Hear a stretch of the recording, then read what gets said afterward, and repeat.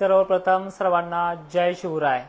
मित्रांनो, हा व्हिडिओ आहे लातूर, बीड, परभणी, धाराशिव तसेच ज्या भागांना कालपासून किंवा आजही 23 तारखेला या दुपारच्या टायमिंग पर्यंत सोडलेला आहे, अशा शेतकऱ्यांसाठी ह्या व्हिडिओमध्ये महत्त्वाचं माहिती देणार आहे। आणि विशेषतः ज्या विदर्भाला, ज्या उत्तर महाराष्ट्राला पावसाळा कमी सांगितला होता त्या भागांमध्ये जबरदस्त बॅटिंग चालू आहे आणि अनेक ठिकाणी वळणाला पाणी लागेल, तर काही ठिकाणी पेरणीच्याही पलीकडे असं चांगला पाणी मिळालंय आणि जवळपास तिकडला 80 ते 90% भाग हा कव्हर झालाय। त्यामध्ये विदर्भाचा, खान्देचाही बऱ्यापैकी समावेश आहे। छत्रपती संभाजीनगर पासून उत्तरेकडील भाग, नाशिकमध्येही चांगली व्याप्ती त्यांनी पूर्ण केली आहे। आता बाकी राहिली आहे लातूरची, अहिल्यानगरची, धाराशिवची, सोलापूरची, सांगलीची, त्याचप्रमाणे बीडची सुद्धा। एक विनंती तुम्हाला वारंवार सांगितली, पहिले 22-23 ला चांगला पाऊस पडू द्या, त्यानंतर पेरणीचा विचार करा आणि त्याचबरोबर पेरणीचा सल्ला कुणालाच दिला नाही, गडबड करू नका। आणि एक महत्त्वाचं, असमान वितरणे, पाऊस कमी आहे, ह्या ज्या काही गोष्टी आहेत ह्या 2 दिवसामध्ये त्या बंद पडणार आहे। उद्यापासून 24 तारखेपासून बीडचा जे काही टेन्शन आहे हे टेन्शन बरोबर कमी होऊन जाणार आहे, त्यामुळे काळजी करू नका। आणि बरेच जण तुम्हाला आता तोंड गोल करून सांगण्याचा प्रयत्न करतील, दुष्काळाच्या बातम्या तुमच्या झाकल्या जाणार नाहीये। या 4-5 दिवसातला जो काही पाऊस असणार आहे हा दुष्काळाचा पट्ट्यामधला जे काही तुमचे मागचे व्हिडिओ आहेत तो शेतकरी विसरलेला नाहीये। आणि कोणत्या साली 4 आणि 3 दिवसामध्ये अख्खा महाराष्ट्र व्यापलाय, अजूनही सांगतो, दक्षिण महाराष्ट्राच्या पेरण्या ह्या दरवर्षी लेट होत असतात, लातूर पर्यंतच्या पेरण्या सुद्धा लेट होत असतात। आणि तुमची जी काही इच्छा आहे पाऊस येत नाहीये, तो पाऊस हा 24 ला आणि 25 ला तुमच्या भागांमधले सगळे भाग घेतोय, त्यामुळे निश्चिंत राहा।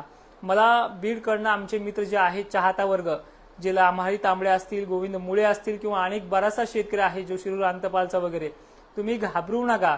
22 तारखेला महाराष्ट्रामध्ये पाऊस सुरू झालाय, त्याचबरोबर त्याने पहिल्याच दिवशी उत्तरेकडील भागांना चांगलं घेतलंय। त्याचबरोबर आज 23 तारखेला सुद्धा तो थोडा अलीकडे आलाय। अहिल्यानगर पट्टा, अंबड पट्टा, घनसावंगी पट्टा तो देखील बऱ्यापैकी घेणं चालू आहे। त्याचबरोबर संध्याकाळच्या वेळेला तो नांदेड पट्टेही बऱ्यापैकी घेणार आहे, काही लातूरचा सुद्धा भाग घेईल, बीडमध्ये सुद्धा कुठे मोठे पाऊस तो पडणार आहे आजही रात्री। पण एक विनंती आहे की तुम्ही धीर सोडू नका। जवळपास महाराष्ट्रामध्ये आतापर्यंत तरी दुष्काळाच्या बातम्या चालत होत्या, त्या बंद झालेल्या आहेत। तुम्हालाही अंदाज लागला असेल की पाऊस कसा पडणार आहे, मग तुम्ही का घाबरता मला हेच कळत नाही।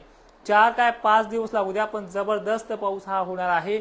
उद्यापासून बीडच्या पावसाची, म्हणजे 24 पासून बीडच्या पावसाची सुरुवात होते। 22 तारखेला 40% व्याप्तीसह महाराष्ट्रात मान्सून शिरलाय।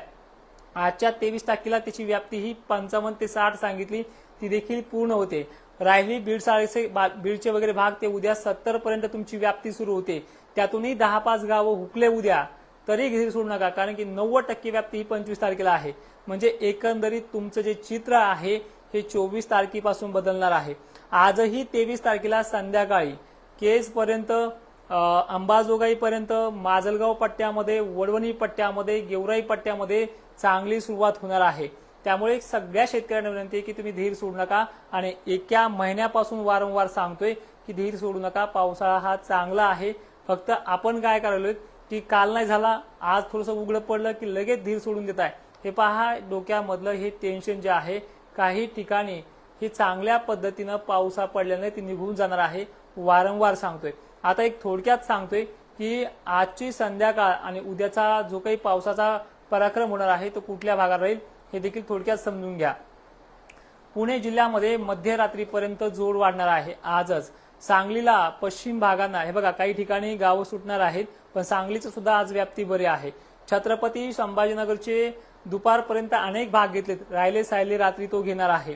नाशिक पट्ट्यामध्ये सुद्धा बऱ्याच भागांना तो सोडत आहे, पण तिथे सुद्धा 40ची पेक्षाही जास्त व्याप्ती आली। एक शहर असं आहे की दरवर्षी मागं राहतं नाशिक, तिथे सुद्धा आहे संध्याकाळपर्यंत, उद्या देखील व्याप्ती चांगली आहे। जळगावला जे काही भाग आहेत त्यांना सुद्धा प्रचंड व्याप्ती आहे।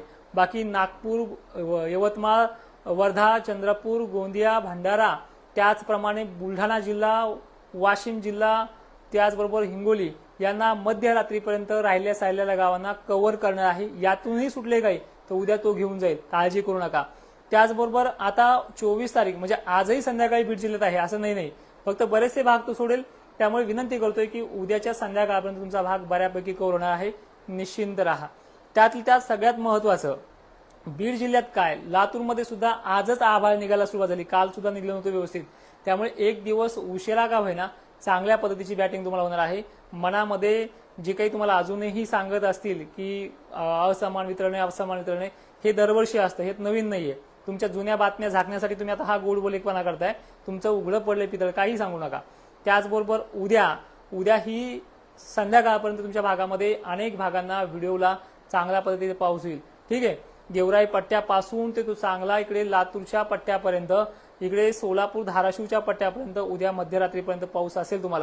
तुम्हाला जर उद्या पाऊस नाही पडला तर डायरेक्ट माझ्यावरचा विश्वास कमी करून टाका, अनफॉलो करून टाका. इथपर्यंत तुम्हाला मी विश्वास देण्याचा प्रयत्न करतोय. आज जर परिस्थिती पाहिली, अनेक ठिकाणी वळणं भरतात, अनेक ठिकाणी कट्टे देखील भरतात. ते व्हिडिओ तुम्ही पाहताय. अजिबात घाबरले जाऊ नका, हे तुम्हाला वारंवार सांगतोय.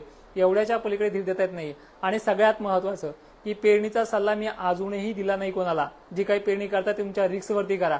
कारण की पुढच्या महिन्यामध्ये 10-12 दिवसाची बकाड पडली की पुन्हा आम्ही पेरत नव्हतो, तुमच्यामुळे पेरलोय. हे बघा, साल असंच धक्काधक्कीने कडील जाणार आहे. चांगल्या विहिरी तळे सुद्धा भरणार आहेत. अजिबात कोणी काळजी करू नका.